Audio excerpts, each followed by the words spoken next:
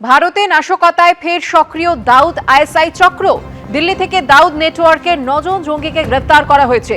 রাজধানীর গুরুত্বপূর্ণ জায়গায় নাশকতার ছক, প্রচুর অস্ত্র, গ্রেনেড, বিস্ফোরক সহ এই 9 জন জঙ্গিকে গ্রেফতার করা হয়েছে।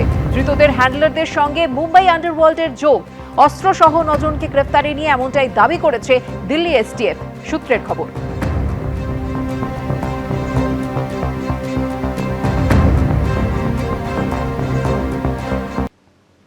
তোলাবাজি থেকে নাবালিকা নির্যাতনের মতো গুরুতর অভিযোগ। উত্তর 24 পরগনা থেকে পূর্ব মেদিনীপুর সহ বিভিন্ন জেলায় গ্রেপ্তার হলেন একাধিক তৃণমূল নেতা। তোলাবাজি থেকে নাবালিকা নির্যাতন, তৃণমূলের আমলে একের পর এক কাণ্ড ঘটানোর অভিযোগ।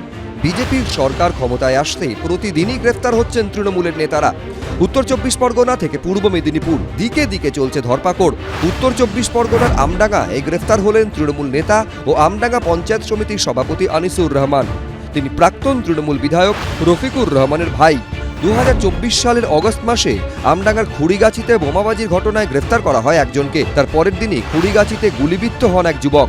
সেই ঘটনায় আমডাঙ্গা পঞ্চায়েত সমিতির সভাপতি ও তৃণমূল নেতা আনিসুর রহমান সহ 13 জনের নামে এফআইআর হয়। সরকার বদলের পর পুলিশের খাতায় ফেরার থাকা সেই তৃণমূল নেতাকেই গ্রেফতার করলো আমডাঙ্গা থানা। আমরা 7 দিনের প্রেয়ার করেছিলাম, পিসি প্রেয়ার।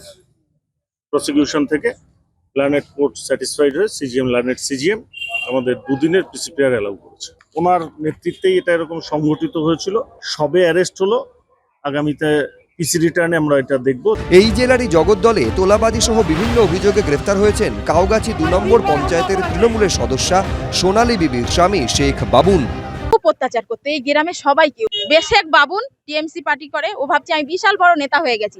ভাঙচুর বলে, খুনের হুমকি, বন্দুক দেখাতো। হ্যাঁ, পঞ্চায়েত ভোটে আমার বাড়ি গিয়ে ভাঙচুর করেছে।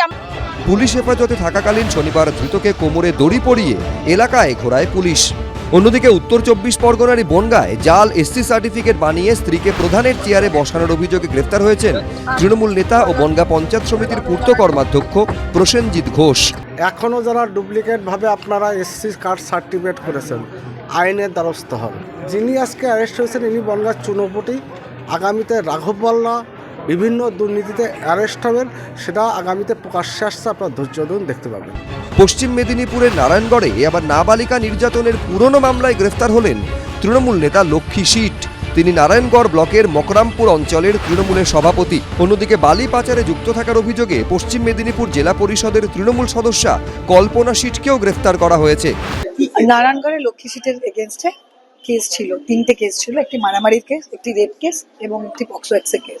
ওনাকে অনেকদিন ধরে খোঁজা হচ্ছিল। তারপরে গতকাল আমরা একটা টিপ পেয়ে আমরা ওনাকে অ্যারেস্ট করি। কিছু টাকা পয়সা ট্রানজাকশন, সেটা যা পেয়েছি তার উপর ডিপেন্ড করে কল্পনা শীটকে অ্যারেস্ট করা হয়েছে আজ সকালে। পূর্ব মেদিনীপুরের মহিষাদলে আবার চাকরি দেওয়ার নাম করে টাকা তোলার অভিযোগে গ্রেফতার হলেন তৃণমূল নেতা ছবিলাল মাইতি। তিনি বর্তমানে লক্ষা 1 নম্বর অঞ্চলের তৃণমূলের সভাপতি। তার স্ত্রী পূর্ব মেদিনীপুর জেলা পরিষদের তৃণমূল সদস্যা। পাশাপাশি পূর্ব বর্ধমানের মঙ্গলকোটে তৃণমূল নেতা ও ক্ষীরগ্রাম পঞ্চায়েতের প্রধান বানু মণ্ডলকে গ্রেফতার করেছে পুলিশ। শনিবার তাকে আদালতে নিয়ে যাওয়ার সময় কোমরে দড়ি বেঁধে গাড়ি থেকে নামানো হয়। একই ছবি দেখা গেল হুগলির গোঘাটে। মারধর, হুমকি ও তোলাবাজির অভিযোগে কামারপুকুরের অঞ্চল তৃণমূল সভাপতি কৌশিক মণ্ডলকে রাঁচি থেকে গ্রেফতার করে গোঘাট থানার পুলিশ। অন্যদিকে জলপাইগুড়িতে বিজেপি কর্মীদের ওপরে হামলার অভিযোগে তৃণমূল নেতা কৃষ্ণ দাসের ঘনিষ্ঠ আনসার আলীকে গ্রেফতার করল পুলিশ। এবিপি আনন্দ। এবিপি আনন্দ, এগিয়ে থাকে, এগিয়ে রাখে।